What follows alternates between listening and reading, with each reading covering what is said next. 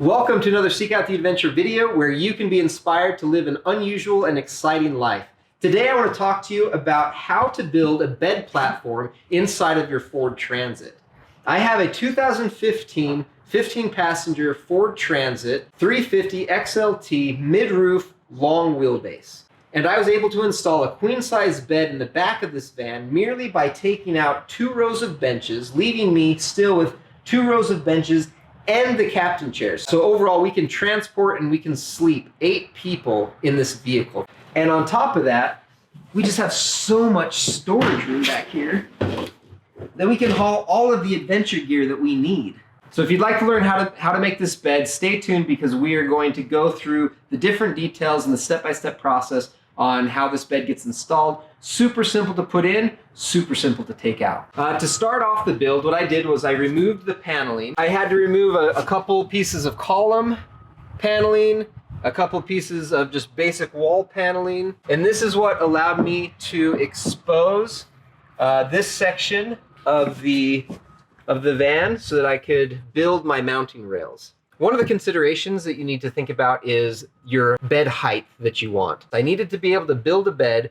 that allowed me to sit up and my head would just barely graze the ceiling, and I needed enough vertical storage space to be able to put a large cooler inside. You'll see a lot of other people's ideas out there online. I saw a few that I really wanted to mimic, but they were too low. They sat here and they mounted into this section of the van. So what I did was I chose to mount my bed at this height.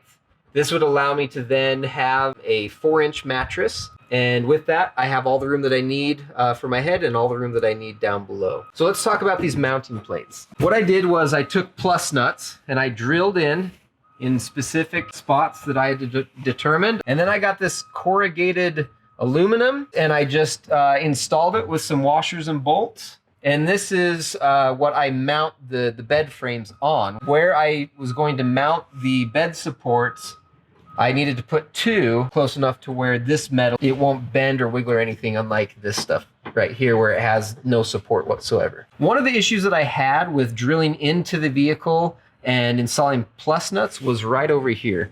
So my bed reaches from the back of the benches all the way out to this outer column. And as you see here, I ended up using rivets here because this metal is super duper hard. Eventually we were able to find a specific type of drill bit. So he was able to get it to finally punch through. It's a very small hole. So then we just decided, hey, these mounts will be permanent. These we can take out whenever we want. Aside from the rivets, this piece right here, these are from IKEA. And you'll see how these integrate with the bed supports. And the bed supports are also from IKEA. But this was a really easy piece to get. We were able to go to IKEA. They didn't have them in stock, but they were able to send them to us for free. What I have here are the bed supports.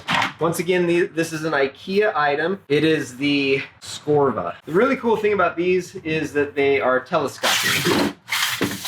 I don't know if they're heavier or lighter than a typical 2x4 or 2x6. You see a lot of people building their beds out of wood. I just figured that I wanted something super easy to install, easy to take out when I needed it, and it didn't require a lot of precision cutting. So I really like the idea of these telescoping bed supports. How to install them? Super easy. And so it just sits there.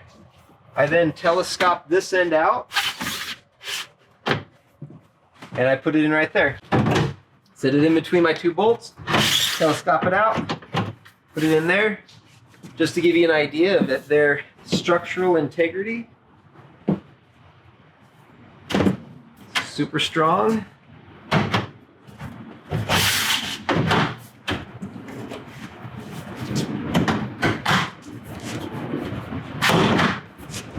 So now the bed supports are installed. Now it's just a matter of putting the platform down. For the bed platform, what I ended up using was 1/2-inch plywood. I figured with 4 total supports in here, 1/2-inch plywood wouldn't do much sagging or anything. So I cut up the pieces to their desired width, and then the 2 outer pieces, I just needed to cut some contour sections out to fit the corners of the bed.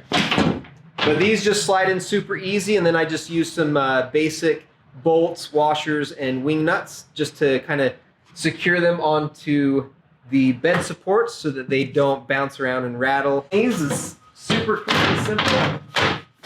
The size of this bed actually ends up being a queen size.